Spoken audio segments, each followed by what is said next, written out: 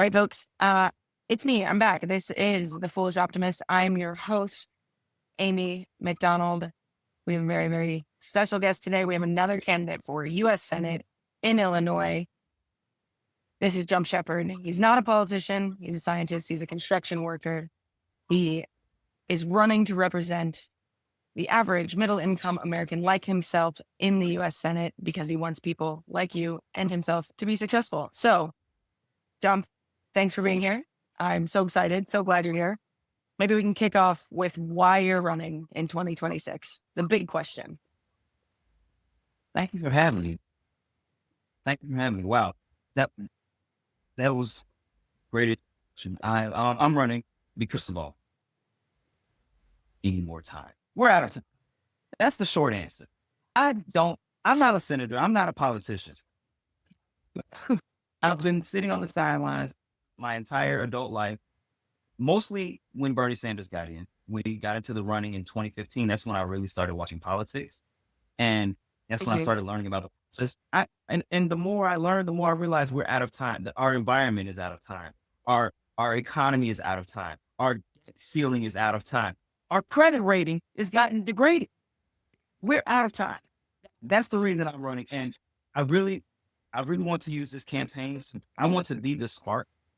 I want this campaign, this entire cycle of candidates. We have so many beautiful candidates for the House and the Senate and state elections. And I want this 2026 class to be the spark that puts our people want to see a future for this country back in the reins. That's why Oh yeah. I threw a couple snaps there, but yes, no, that's great. And I agree. I think that, this is, I just told you this, you're my 11th person that I'm interviewing, and pretty much everyone feels the same way. I'm a millennial.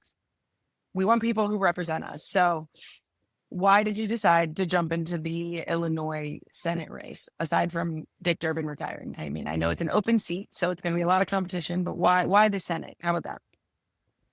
Amy McDonald. I've spent so much time the last 3 years, not 6, 3, the last 3 years, preparing to come against Dick Durbin. I was like, mentally, I'm ready. I can take him. And then days, weeks before we're ready to launch, he retires. He announced retirement. So it's like, okay, it's okay. We'll just turn the ship a bit. We'll restrain. It's okay, because in maybe that's even better, But I really wanted to run against Dick Durbin. Question was, why? Yeah, why the Senate specifically? The Senate. So I didn't want to run against Dick Durbin. I wanted to run against class of politicians that have been basically ruling our government for the last 34 years. He's been in politics for 15 years. He's been in the Senate for 30.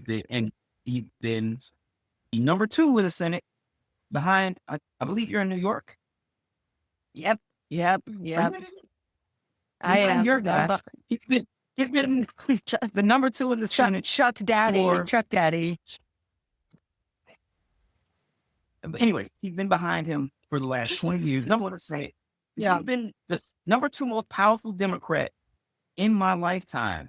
And for the last generation, our purchasing power, our middle class, our strength of our nation has been declining. I don't know what he's doing behind the scenes 100%. And whenever I see him on TV, he says beautiful things. He always says the right things. Even in retirement, he knew where to retire. He knew it was time to go. And I don't know what's going to see, but I know it's not working for us. So I feel it's my duty. I want to be the change that I know I have to be. I have to be the change that I want to see. Yeah. And so I love that. Yeah. I mean, also, he says all the right things, but nothing changes. That is like textbook gaslighty situation, where you're you're saying all the right things, but you're not doing anything. Maybe I should walk away from you. No, I agree. I agree with that. I do. I really do. And I love the enthusiasm. And I'm like you. I'm fucking pumped. I'm pumped about this group of people running. I'm pumped about the people I've spoken with, the people I've seen, and I'm just really excited, as you said, to take our government back and make sure that it's actually working for the people that need it to work for us. You know, all 350 million of us, right? So, all right, let's talk a little bit about Illinois and the people of Illinois. What are some of the issues that keep the people of Illinois up at night? Like, what do you think is the biggest issue, number one, for them? Biggest issues in Illinois. So we have a few big issues. One of the big ones that I still feel doesn't get enough attention, but people specifically in Chicago, and maybe it's not catering to the entire of Illinois, but this is a big issue in Chicago and nationwide. Is you remember a few years back to the Flint water crisis? We found out Flint, Michigan has a lot of rust, a lot of old pipes in their entire city, and then we find out it's nation. It's a huge problem. My house had galvanized, and it cost me thousands of dollars. There was a hole in my ceiling for 2 weeks while they were taking the galvanized pipes out. It was very stressful. You literally just had to. Yeah. It is very stressful. Yeah. The water crisis is a big issue to us. In Illinois, housing price control. We want cheaper. We want realistic housing. We want under control housing. One of the things that I want to implement in Congress is to put a bill to the floor that basically, like, I'm still working on it. I want to moderate house, and I know it's not just a simple lever that you really do have to change the system. You have to change the culture. You have to build more middle class housing. You have to. So really, I think the government has to size housing to really institute more, to build more housing for people like us able to afford it. That's one. Housing, the rust in the pipes, and I just believe that there's a lot of people in Chicago and Illinois who just don't make enough money. Just point blank, simply enough. Yeah, we can't afford to live. And I don't know if simply just instituting a minimum wage is going to solve that problem. I think there are a lot of levers that need to be pulled. That's another bill that I'm currently working on. And I do a lot of research. I was an astronomer. I was a physicist for a while. I love math. I love numbers. I like to call myself an amateur economist. So I love tinkering with numbers and tinkering with the levers of power and the levers of our, and just trying to see what can work. So I'm working right now on a bill that would, like, maybe do we manufacture homes? So we make 1 million of the exact same home, but we make it really cheaply because we just need more housing. I feel like I'm rambling a bit, but I think those are the 3 issues in Illinois that I want. We can edit wherever you want. So don't worry about rambling. We can change it as much as you'd like at the end. So, I think housing is something that every single American is feeling like the crunch under right now, right? Especially in the last 5 years. And I do like what you said, right? Like there's 1,000 different things that need to happen all at once to make it all more affordable, right? It's like more housing stock, better salaries for people. I saw you talking about a tax bill that you really want to bring up. I think I saw you talking about that. Maybe like a billionaires tax bill. Am I thinking about the right? I consume too much comment. So I think it would.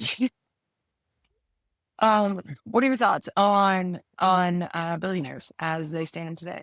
And with that broad question. All the billionaires, my favorite. So I should have brought my wine in. Instead, I'm drinking Starbucks. My favorite bill. This is my personal favorite bill that I want to introduce on the Senate floor day one.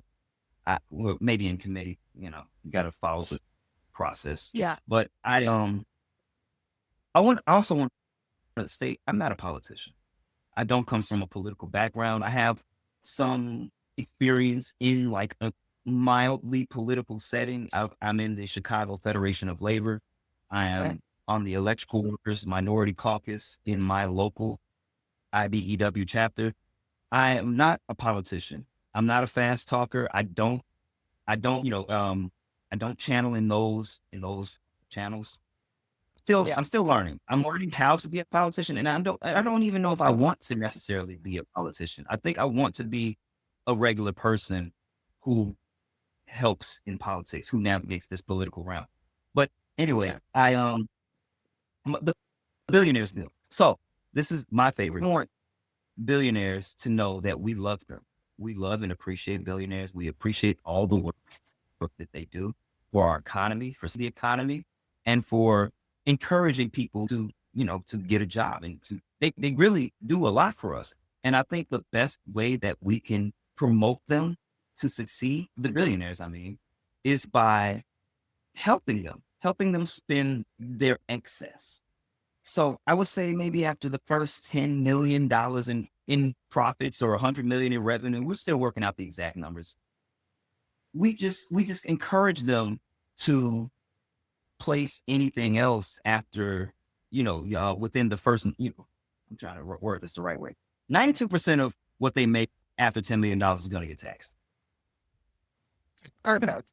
Perfect. Or just like, just like the 50s, or we encourage them to put that money back into their company, invest in their middle and working class employees, increase their wages, increase their working conditions, make life generally better for them, have more office, more pizza parties, I think these are the We don't want more pizza parties. We want our salary increase. No more pizza parties. I mean, free lunch every day would be great, but no more pizza parties. I want a higher salary. That's great, though. That's great. What if they just pay for lunch every day? Like what if things like that? Right. For? Yeah.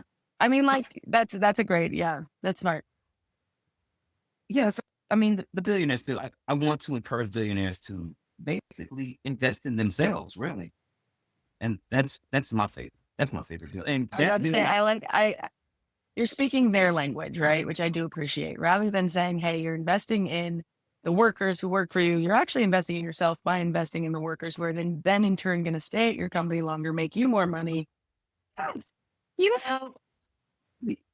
mean, kind of. It's foolproof. Foolproof, 100%. It's done. We got it. You said that you're a member of, was it one or two unions? You said a local and a bigger federation. I've never worked in a union trade. Yeah. Oh, okay. So this is the International Brotherhood of Electrical Workers that I'm so proud that I'm a part of. They have fundamentally changed my life. I used to make a quarter of what I make now. I've been able to buy a house. I've been able to get married, find a woman, and I attribute a lot of that to my wages increasing. And that's because I'm part of a union. Yeah. I'm an electrician. That's the International Brotherhood of Electrical Workers, and I'm in the Electrical Workers Minority Caucus, which is a club, if you will, a subset of the IBEW chapter. I'm in the Cook County, the Chicago chapter. So that's that. Gotcha. The other thing I mentioned was the Chicago Federation of Labor. And I'm actually a part of that FEL as a delegate from the IBEW. Okay, cool. I think the answer to all of our problems is probably getting unions more strength and bringing it all back together. I would like to say it probably, the salary and stuff helped you get the woman, but she probably also really likes you. And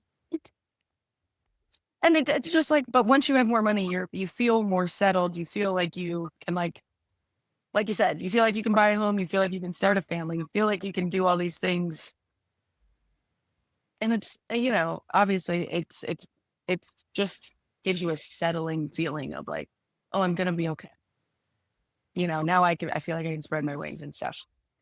And I feel like that is something that most Americans right now are missing, is that the strength of the middle class that we had in the 60s, 70s, and 80s, and 90s. And part of that is the unions. Absolutely. Yeah.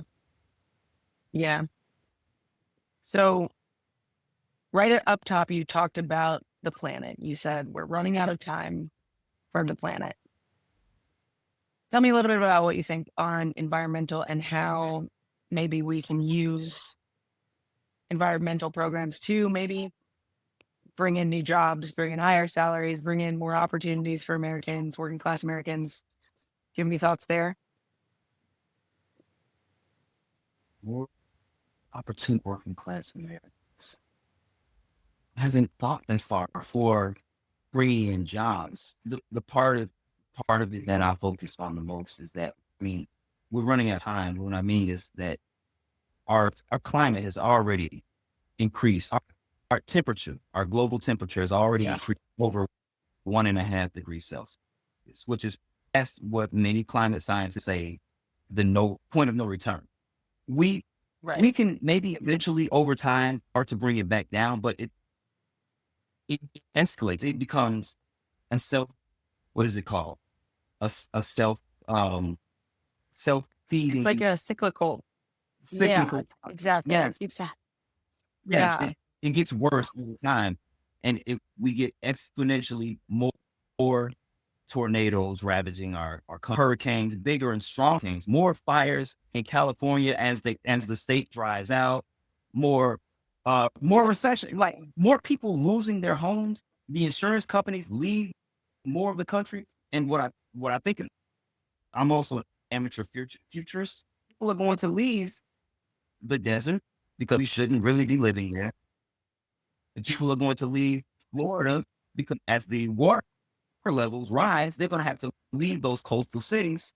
And where are they going to go? They're going to go to Chicago, going to go to Ohio, going to go to Idaho. And it's going to upset a lot of the balances that are in truth. And it's going to be very difficult to live. And that's just America. So I think very much about environmental policy, and the fact that it may physically be impossible for us to live here if we kill off all the bees that pollinate all of our plants, or if we kill off food that we need to eat. I don't know. We don't know. We've never been here. Yeah. It's terrible. Yeah. But environmental job, I imagine more will come when we more funding into environmental policy. Right. It's like, I don't know why I went that route with that question. I've never asked that question before. But I literally don't know why I said that, but it is, it's like you said, probably new policy, new tech, new jobs. That's usually what happens, right? I mean, I feel like our country has a little bit of an issue being short-sighted. We don't, I guess, a little issue. It's like a common theme throughout our history of just being like absolutely fucking short-sighted, and it drives me insane because I'm like, the people in charge should be thinking about what's going to happen in 10 years, 20 years, 30 years. So I guess, honestly, I think speaking about 10, 20, 30 years, when you win the primary, you win the general, you go to the Senate, what is your plan to help the next future generations of Illinoisans and other Americans as a senator? What do you think is the most important, obviously aside from the planet, we have to get the planet, we have to get climate change in order. But what do you think is most important for maybe our children's generations and beyond? And how could you finagle it in the Senate? That's a great segue.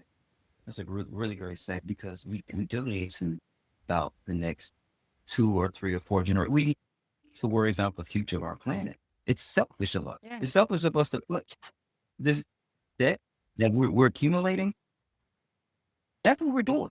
We're having a great, and everybody doesn't even feel that way. Can America great again? Are you implying it's not great now? We're putting a lot of debt. We're saddling a lot of debt on our future generations.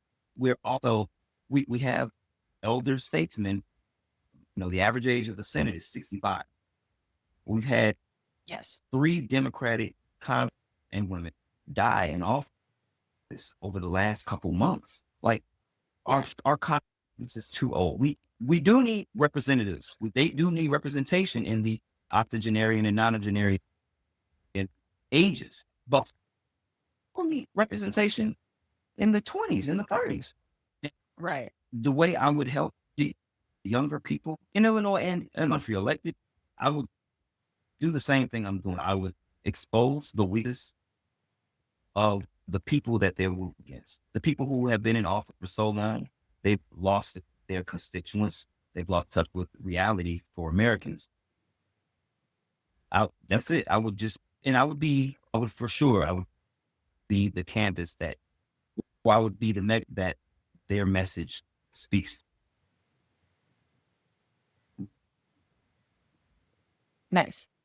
Yeah. I mean, I think that's so important, right? When we're talking about the future of our country, of our children, grandchildren, the debt. I don't think a lot of people understand the debt. And since are you comfortable explaining what's happening with the debt for our listeners, like our debt ceiling and also the credit? I think a lot of people think about it like it's like credit card debt, which it like kind of is. I don't know.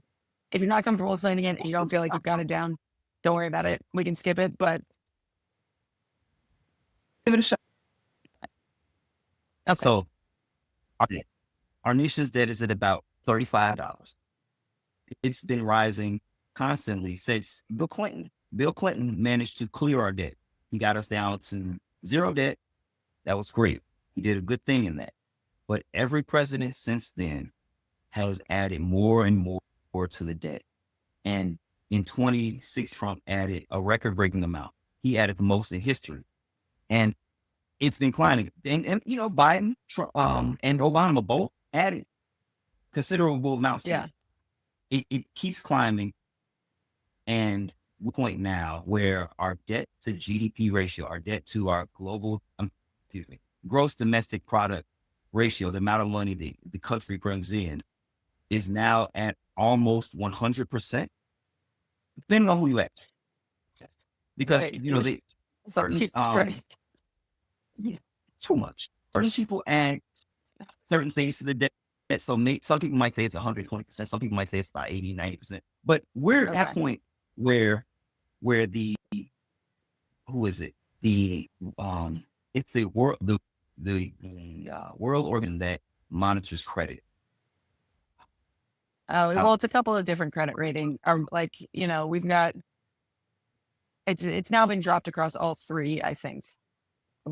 As we're recording, right? There's like 3 different credit ratings, and I think we just hit our 3rd one with Moody's, I think. I should look that up. Degraded our credit. Yeah.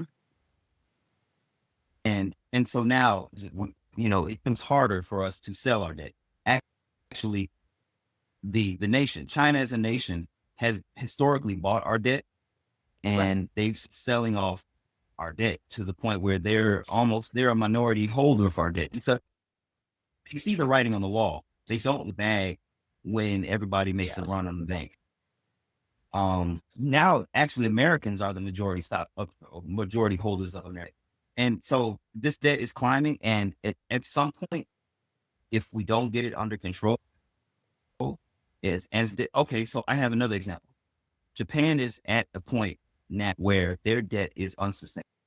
They are at 250% debt to GDP ratio, which to me, they spend 2.5 times what they bring, so they're already in the, I hesitate, they are in the death throes. Street might collapse. Mm-hmm. Their economy might collapse. And we've never seen this in what's going to happen. And in a very way, they will let us what to expect in the next few years with America if we don't change course now. We also we're in a similar, which I'll say one more thing and then I'll kind of drop it. I hope I've been explaining it in a somewhat decent way. Greece also had a similar issue in 2008, 2009, after Great Recession started in America. It started something even greater in Greece. Before the high on the hog, they were in good times. They were spending more than they were bringing in years. And when they got to this Great Recession, they didn't have anything left. They'd already spent overextended.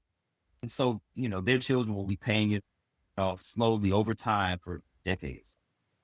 And we just don't want to we're still at a spot we can reverse course. We have to tax the billionaires. That's the easiest, simplest way. Well, maybe it's not easy because all the politics are on. I'm working on that. But simple. How about not easy? I think that was pretty good. I think, I mean, honestly, I asked the question because I don't feel like I know enough about like the debt versus the deficit. I think it was pretty good.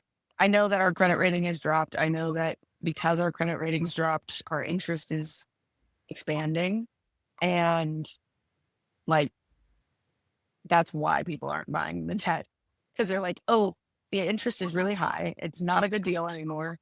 There's a lot of, I think what a lot of people don't see, a lot of like average Americans don't see the amount of like soft power that we're ceding. Like China not buying our debt to me is very much like a canary in the coal mine, right? Like just doesn't, it's like, that's a very bad sign for like the empire of the United States, because that is the way it's always been for the last like however many years. So yeah, it blows, dude. I for a while there, it was like Republicans would show up, they would inflate everything, they would overspend, and then Democrats would show up and they would fix it, and then everyone would get mad and they would elect a Republican again, and then it would have it be like, it just kind of went back and forth like that. And now it's just steadily climbing. Yeah, it's terrifying. Yeah. I'm genuinely scared for our country. Oh, me too. I mean, we're recording this June 12th. So for the listeners in the future, this is the week that Donald Trump has sent National Guardsmen and the Marines into California. There's a lot going on. We're like a month after Moody's downgraded our credit rating. So, okay, let's get back to it. Let's talk about Illinois itself. Last I checked, like 12 million people in Illinois, about 8 million of them are registered voters. Does that sound about right? About right. Numbers wise? Yeah. Okay. We're about 18 months out from, primaries first, obviously. So less than 18 months out from the primary, but yeah, 9 months. That is a long time. What is your plan to hit all the counties, meet all the people, kiss all the babies, shake all the hands, and introduce yourself to everybody across the entire state of Illinois? That's good. That's good. I'm like, I don't think I'm a perfectionist. I think the perfectionist died a while back, like years ago, but I still feel like I'm always in my mind. I make myself believe I have so much more to do. I still feel that way now. I'll feel that way, and I won't feel differently. I'm like 90% up in the poll. It was the clear victory. So to start, we are actually, I've been making my rounds very recently. We are going to the No Kings protest on Saturday. Okay. There, I'll be speaking to my constituents, my future constituents. I want to ask, like, what is it that from your senator? Yes. What do you expect from your what is it that you need right now? I want to just ask simple questions, and I want to hear people. I want to hear what people have to say. And I feel like I don't think Durbin did that enough. I never should. He was at a parade, just so random. But I don't see Durbin enough. And yeah, I want to be able to. I want people to feel like they can approach their senator. I want people to feel like they can just meet him on a regular Tuesday. And that's the start of it. Now, as far as going to counties, I'm going to spend a lot of time in Chicago, but I absolutely want to hit the majority of the counties in Illinois. There's a lot of counties that I don't think it's realistic to go to. I feel like it's worth. It's difficult. I don't want to hit all the counties. So I still work full time. I still work full time. Yes, I know. I ran home from work. Oh yeah, electrician. I ran home from work and I was raised. But Put the politician hat on. Yeah. and then put my little flag. Like, yeah, Lou told me it's such a little flag. I would. So I came home and I right now I don't have the time to things every single day, so I go out Saturday and I'm in town halls and I introduce myself. And I would say in the last 2 to 3 before the primary, because the primary is the real election, I believe, in Illinois. That's where the Democrats, they still have to do the right thing to win in the general election. But the last 2 or 3 months before the primary, I'm going to work. I'm going to have some money saved aside, so I'm not just leave my wife high and dry. And I'm going to all my resources on being out there. I do want to hit every county. Now, first of all, that would be fun. I want to see all the people. I want to know all the different friendly farmers down south. That would be so cool. That was one of my early bills, Teachers and Farmers Bill, but I don't think it's as popular as that I talked about. But basically, the short of it is, in farmers across the country, not just in Illinois, but teachers and farmers are the most underappreciated, most important, influential people in our country right now. It really all of time. Yeah. Up until 100 or 150 years, 90% of us were farmers. But even to this day, farmers feed the entire country, and they're underappreciated. They don't own the land they work on. They're basically sharecroppers on land, while Monsanto gives them don't bear seeds. It's like I feel like farmers are underappreciated, and they need some sort of compensation. They need to own their own land. We need more minority farmers too, but we need farmers on small land. We own their land that ceded to bigger companies, bigger corporations that kind of I'm fumbling a little bit, but the short of it is we need people. The economy needs more competition. When there's only a few small a few large landowners, there's less competition. It stifles growth, it stifles, and it also makes the people working those lands more miserable. And a similar story for teachers. Teachers they raise our children. They raise them quite literally. Quite literally. They're underappreciated. I remember during COVID, and I don't fault anyone. They want their kids to get educated. That was a tough couple, that generation going through school. Yeah. My brother was a COVID graduate, and it's a hard time. It's a hard time for them. They lost a lot of education. So I don't fault the parents for wanting their kids in school, but the teachers need to be paid better. Teachers need to be paid better. When we respect teachers here, like they respect their teachers in Sweden or Finland, they're tea guarding like doctors are here. Like it's such a theme to have. It's a cool in the Nordic countries. I want that for our teachers here. They are such an important of them in the country. So that I just went off on another tangent. But you're totally fine. That's a bill that's near and dear to my heart. I want teachers to be fairly compensated and appreciated in our country. Yeah, my mom's a career educator. I fucking get it. And then like you said, it feeds into everything else, right? If we are dedicating our time to the future of our country by paying teachers properly, setting up schools that are like teaching people how to farm, right? I think, you're in a trade. How do you feel about trades in schools? We had one school in my entire district in North Carolina with one trade program, and it was the wealthiest school in the system. And they had auto mechanics. And I was like, every kid there fucking going to college. Why can't we have these at, like, yeah. So, I mean, like, education is also near and dear to my heart. So I'm with you. Yeah. It's lost. No, I agree. And we didn't have, I wish I knew the trades when I was 18 or 20. I might not have gone to college. I don't know. I'm thankful for the college education that I have. It's such a great option. It really is. And like the idea that some of these countries like will literally help you get your trade license by the time you're 18. Like, hell yeah.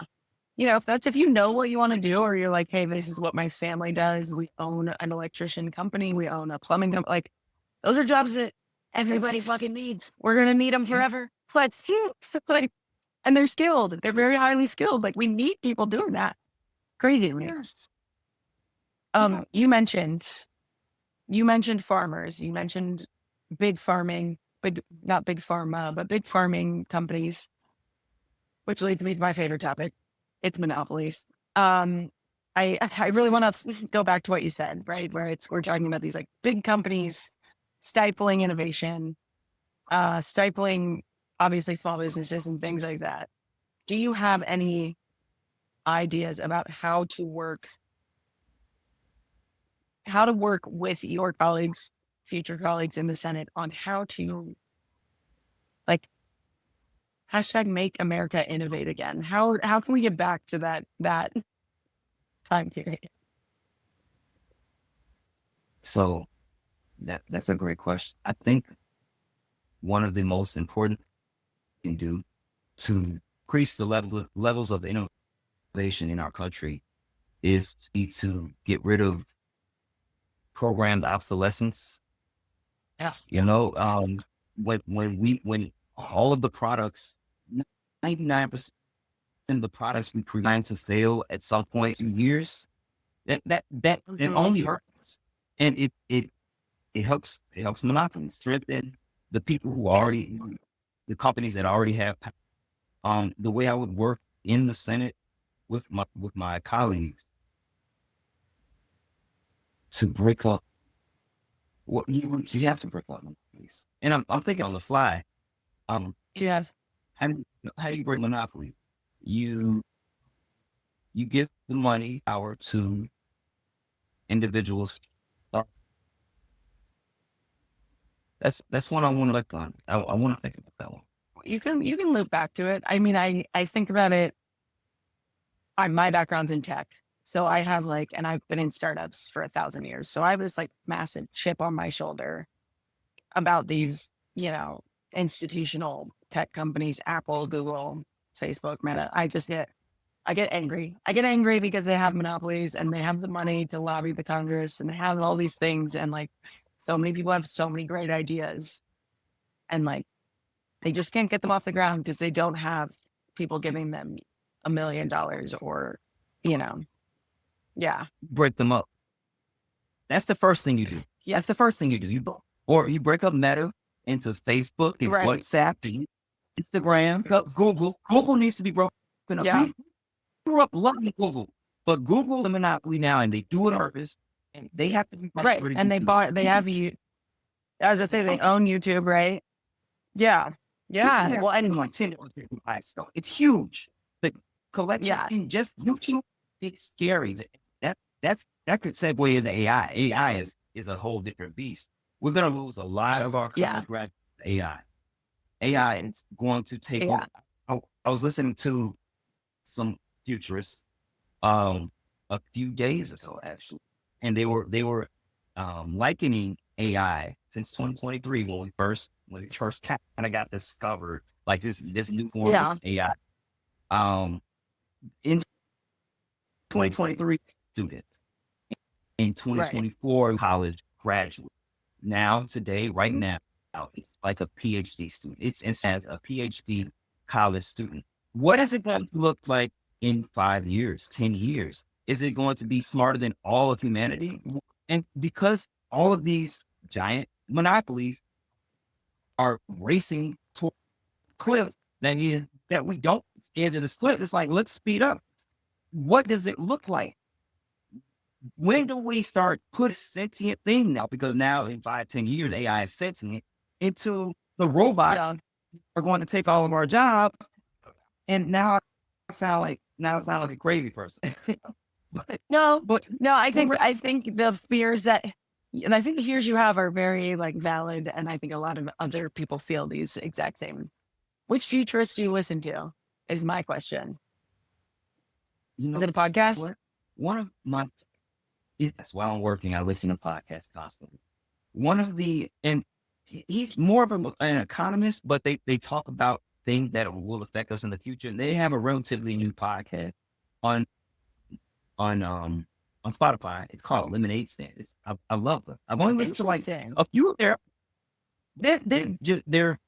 I wish these were the guys I grew up with. They're educated on the like economy and the likes of governments and the likes are deep out our debt.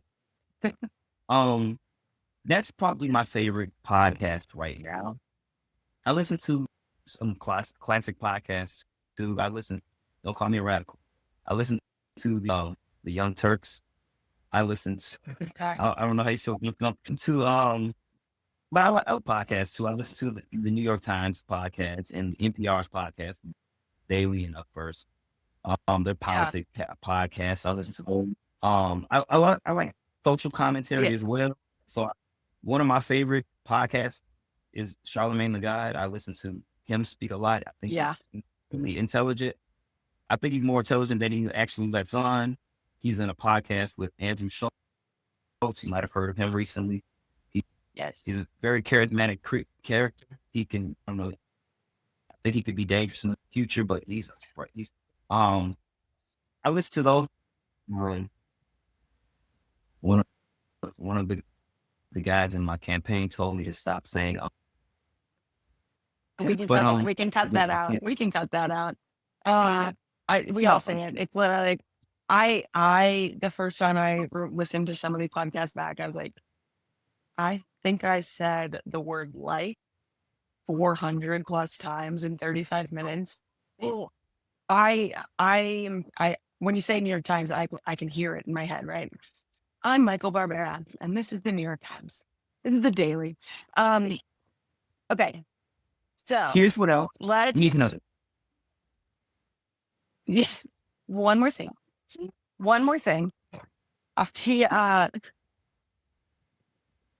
Have you talked to your union yet about mobilizing to get across Chicago, to get across Illinois, to get to all of your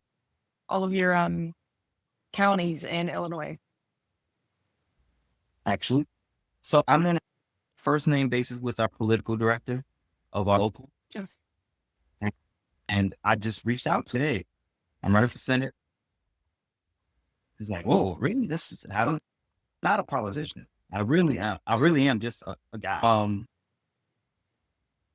And he said, okay, well, here's what I need from you. We don't typically right away. We usually wait till the end of the summer to announce who we're going to endorse because there's a few.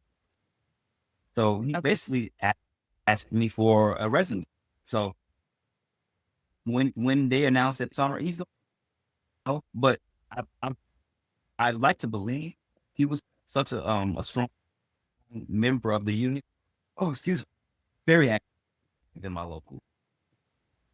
We give our time on, I'll say, one Saturday out of every month. We're doing something in the community. Now I hear the constantly now. Now that we give at least. I'm aware. I'm like, see. We'll either donate our time, we'll do community service, we'll do free electrical work. We host charity events. We're constantly giving back to our. So, and I'm at 8%, 90% of the events, and so I think awesome. I'd like to believe. I would like to believe, but we'll see. Time will tell, right? Of course. Is there any other issue you want to talk about before I force you to answer 10 to 12 rapid fire questions? Sure. I have. So this is the most popular bill that brings to the Senate floor. so far for what you've seen me online and in person. And I don't have a name for it, so I call it my pink tax legislation. In the past, it's been called Pink Tax Repeal Act. It never passed. It's on the Senate floor or the House floor. It's never succeeded. Yeah. That's curious to me. So originally, the pink tax is a tax on being a woman. In fact, I know. This I fucking pink know. I said, I fucking know. I agree. I know what it is, but you tell everybody else, because I'm like over here just like angry. Carry on. Keep going. This pink razor costs almost twice as much one because it stands for her. This deodorant, this Dove deodorant, much as this Dove deodorant for men. The same brand. And that originally, that was the pink tax was on goods marketed. But I want to take it further. I think the pink tax than that, because women carry a lot of the load of society and goes unseen. When couples separate, women often carry, and they don't always get taken care of actually by their mate, by their partner, their ex-partner. It is raising that child. The woman often goes through pregnancy and childbirth by themselves. And even if they don't, a lot of those unseen taxes fall in. And so pregnancy, childbirth, but not that products or menstruation, things that go unnoticed by society. I think there needs to be a credit for women, some sort of like a health savings account. How swipe your government pink tax card and that pay for that credit that to the account.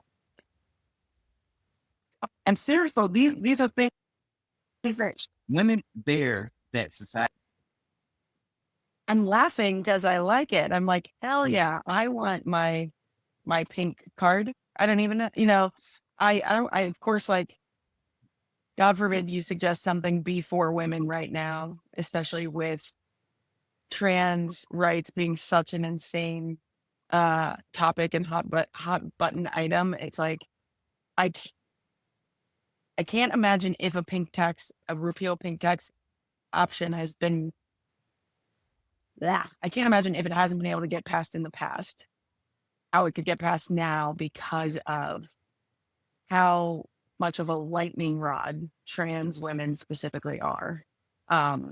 Which makes me sad, because you're right. Women do carry a bunch of shit, and we shouldn't have to pay extra for fucking Venus pink razors. We shouldn't have to pay extra, like, on menstruation products either, or anything else. And I'm angry.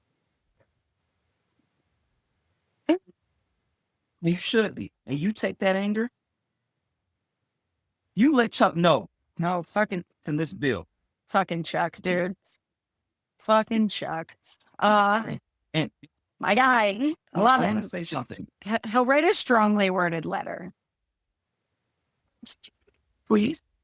And I do want to respond to that. I want to respond to the idea that trans rights are taking a seat right now in politics and American discourse. Yeah. And I want to say, I was having a conversation with my best a couple days yesterday about trans people, what it means person, and to respect. And I don't want to get, I might be harshly criticized for what I'm about to say. I don't know, maybe, but I'm just going to open. I'm going to be honest. Trans people are less than, they're like 0.5% or 1/4% of our population. Right. Conservatives use this as an issue to anger, to distract us from real issues. And they really use this as to target Democrats. Only want good things. We only want to help everyone. And first of all, trans people deserve like equal America. They deserve to be treated fairly. They deserve to be called by their pronouns. And It bores my bit. But it's like, if you don't know, or she, you say they. You can already do it. You always say they. Everyone says they. It's how the English literature. Nah. Yeah. We already. Yeah. Yeah, right. I'm like, I'm angry. I'm getting myself angry. You already have the fundamentals to be good to people. It doesn't take anything. That's why I know this is BS. It's just fluff. This is the part that I think might be. But we give this issue too much attention. Yeah. It's a non-issue. Trans people, if that person over there wants to be called they, okay, if that person over there wants to be called she, person identifies as saying, learn. Well, it's literally learn or shut up. Yeah.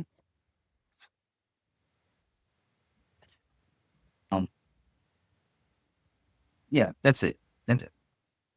No, I tend to agree with you. I think you go first. No, I was just recapping. I'm listening. Oh no, I was saying you go first. Recap. Give me a recap. I was saying that the pink tax bill I think it's the most popular that I've introduced as something that I would have ready on the day one, and it's going toward by the Billionaires bill. You know, I'm excited. Clock it. It's getting paid by the bill. Honestly, that's the ticket. When you were talking about, you mentioned it early on. You said "Make America Great Again." Like it's not great now, and anytime I hear that, I'm like, oh, okay, so you want to go back in time when we had like an actual real tax rate? You want to go back to a time when we actually didn't have billionaires in the United States because we taxed them? So interesting. Yeah. Yeah. I appreciate that. I think those are some really great ideas for things that can get done that could affect and really help people in the United States, right? Before I ask you our rapid fire questions, where can people follow along with your campaign? Where can people donate and get involved? That's thanks to that. So we are active on TikTok. It's a jump for Senate. I think it's jumper for U.S. Senate. Jump stepper for U.S. Okay. My campaign manager actually maintains the jump for U.S. Senate. Yeah. Okay. That's our TikTok. Instagram is currently under construction. What else? We have an Act Blue. I'm excited. Our Act Blue. Yeah. Jump for Senate. I think they just, I think they can just search your name, right? Jump Shepherd. Yeah. Go to Act Blue, search Jump Shepherd, follow him on TikTok. Once the website's built, we'll add all that as well. Okay. Are you ready? Website will be for Senate. It's under construction almost there. Let's fucking go. Okay. Do you like coffee or tea? My wife loves tea, but she also loves coffee. I had to choose. I typically drink caffeine, which is funny. When I worked in an office, I would drink decaf just so I could fit in, drink coffee. And look, I need to be like 100%. I need to be alert. I got off work. I was tired. I'm like, it's time. So I will go with coffee. And also, it's like 98% sugar. That's sometimes when I'm like, I don't want caffeine. I just like eat sugar. So I'm like, oh, that'll help. Doesn't ever. And by the end, like an hour later, I'm like, that's it. Okay. What was the last book that you read? I'm paying for it. Yeah, you're gonna crash, but that's fine.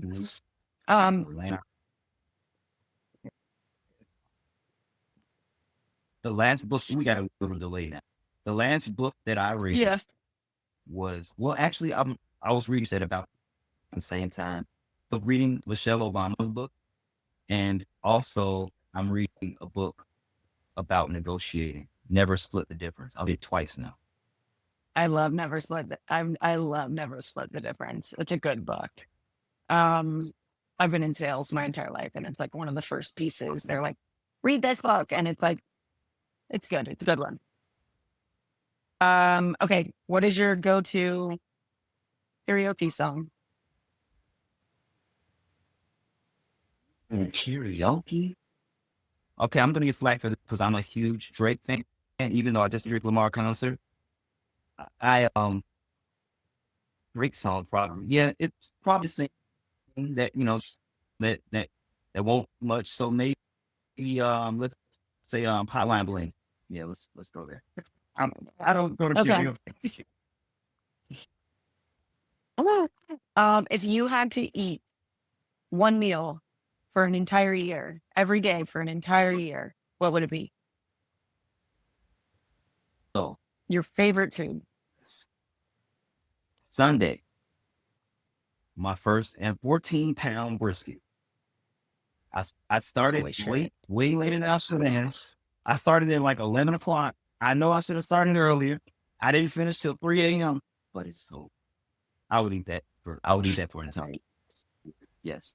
Yeah, but you got to start at 3 a.m. so then you have it by 3 p.m. You know, that's you're talking to a Southerner here. We know how to slow cook a brisket. You know, smoke it, and then you take forever. It's the best fucking. I live in Brooklyn, but I am from North Carolina. It's a very different type of barbecue. Oh, you know what? North Carolina's barbecue. All right. It's good. It's deep. And I'm like, and this interview is over. Done. Cutting it. No, I'm kidding. Okay. What do you do when you're stressed out? What do you do when you're really stressed and you need to calm down? Okay, don't laugh at me. Don't laugh at me. I go in my room and I lay on my bed face down. Just lay there in silence. I just breathe. It's kind of like meditating, I guess. I was gonna say that's like very self-regulated. I might That's lay there. good. Okay. I'm not gonna laugh at that. I have to I'm a mover. I have to start pacing or walking around and that'll calm me down. So it's just kind of the opposite of that, right? Yes. Last question. What is your favorite thing about Illinois? Ooh, my favorite. Chicago is the greatest city in the country. I don't know if it's a city in the world. I haven't been to another, but Chicago is sure the greatest city in the country. We have no hurricanes. We have no flooding. Well, we have nothing, but we have basements. That's what basements are for. We have no droughts. We're not in a desert. Our temperature is pretty moderate, like about 7 months out, but it's warm. When it's warm, it's warm. We have the best food in the country. We have the best. We ain't a better barbecue than some other states. Outside. First of all, Maybe not North Carolina. agree to disagree that Chicago is the best city in the country. You're talking to someone who's recording from New York, been here 14 years. Not going to say you're wrong. I'm just going to say agree to disagree. But I do love Chicago. I fucking love Chicago. It's beautiful. I love New York. New York is an amazing. New York's not a real place. Been there to visit once. That's not the caricatures that you see in all the 19th movies and 80s movies of New York. That's actually New York. Kind of. Yeah. A little bit. I'll visit. Amazing. Well, guys, thank you for being here, Jump. I'm really excited to see where this campaign goes. I'm really excited to see where you go. And guys, you can find all of the All of the resources he listed in our show notes, so you can donate at his Zach Blue. You can follow him on TikTok and Instagram, and you can check out his website as well. Thanks again. Thank you for having us. This show was amazing. I've told TikTok over the past few days, and wow, you are an ally. You are an ally, and I appreciate the thing that you put out and the work that you do in your community, to your followers, and I mean, it really does mean a lot to me. When Blue showed you to me, I was like, yeah, whatever we got to do, whatever she needs, let's do it. So thank you for having me. Yeah. I appreciate your time. I appreciate your consideration, and I can't wait to see. Honestly, I can't wait to see what you do with your show. If you've made it this far, thank you so much. Thank you for following The Foolish Optimist. You can follow us on Spotify, Apple, YouTube, wherever you get your podcasts, pretty much. We're going to be dropping new episodes every Wednesday, and you can watch the video episodes on YouTube. If you would like to, please give us a review, leave comments. You can also email us at thefoolishoptimistpodcast@gmail.com. If you see any really great candidates that I should be talking to, send them my way. Thank you.